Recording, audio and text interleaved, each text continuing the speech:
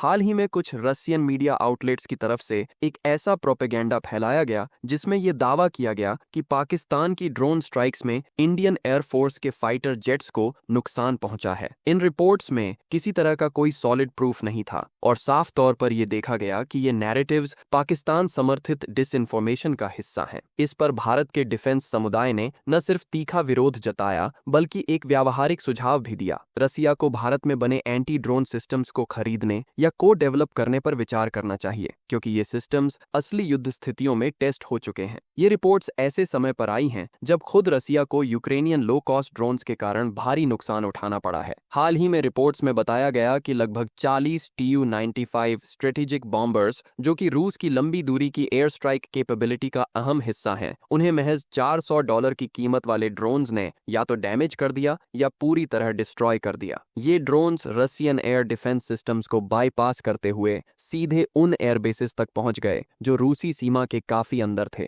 ये घटना सिर्फ टैक्टिकल फेलियर नहीं बल्कि एक सिंबॉलिक एम्बैरेसमेंट भी थी। इसी बैकड्रॉप में इंडियन डिफेंस एनालिस्ट्स ने पॉइंटेड सवाल उठाया कि जब खुद रसिया अपनी एयर डिफेंस सिस्टम से अपने बॉम्बर्स को नहीं बचा पा रहा तो वो इंडियन सिस्टम्स की कैपेबिलिटी पर सवाल कैसे उठा सकता है। एनालिस्ट्स का कहना है कि भारत ने अपने एंटी ड्रोन सिस्टम्स न सिर्फ डेवलप किए हैं बल्कि इन्हें एक्टिव बैटलफील्ड में सक्सेस के साथ डिप्लॉय भी किया है। भारत इलेक्ट्रॉनिक्स लिमिटेड और DRDO जैसे संगठनों द्वारा बनाए गए इंडिजिनस एंटी ड्रोन सिस्टम्स ने पाकिस्तान की ओर से की गई ड्रोन अटैक्स को सफलतापूर्वक इंटरसेप्ट और न्यूट्रलाइज किया है। खासकर पंजाब और जम्मू में भारतीय एयरबेसेस को निशाना बनाने की कई कोशिशें हुईं, जिन्हें इन सिस्टम्स ने पूरी तरह नाकाम कर दिया। न कोई ड्रोन भीतर घुस सका, न ही किसी इंफ्रास्ट्रक्चर को कोई नुकसान पहुंचा। इन इंडियन सिस्टम्स में हार्ड किल और सॉफ्ट किल दोनों तरह की टेक्नोलॉजीज शामिल हैं। Jamming, spoofing, laser based directed energy weapons और किनेटिक इंटरसेप्टर्स जैसे एडवांस्ड टूल्स का इस्तेमाल इन सिस्टम्स में होता है। सबसे अहम बात यह है कि ये टेक्नोलॉजीज GPS डिनाइड एनवायरनमेंट्स में भी काम करती हैं, जो बिल्कुल ईस्टर्न यूरोप और साउथ एशिया की बैटलफील्ड रियलिटीज जैसे कॉम्प्लेक्स एनवायरनमेंट्स को ध्यान में रखकर डिजाइन की गई है। इंडियन एयरफोर्स के एक रिटायर्ड ऑफिसर ने तो यहां तक कह दिया कि रसिया को अगर अपने स्ट्रेटेजिक बॉम्बर्स को $400 वाले ड्रोन्स से बचाना है तो भारत की मदद लेने में कोई बुराई नहीं। हम सिर्फ ये सिस्टम्स बनाते नहीं हैं, इन्हें काम में लेकर दिखाते भी हैं। इस तरह के बयान केवल एक डिप्लोमेटिक मैसेज नहीं है बल्कि ये इंडिया की ग्रोइंग टेक्नोलॉजिकल कॉन्फिडेंस को दर्शाते हैं। ये कहना भी गलत नहीं होगा कि भारत अब केवल एक डिफेंस इंपोर्टर नहीं बल्कि एक केपेबल एक्सपोर्टर और को डेवलपर बनकर उभर रहा है। खासकर निश टेक्नोलॉजीज जैसे एंटी ड्रोन वॉरफेयर में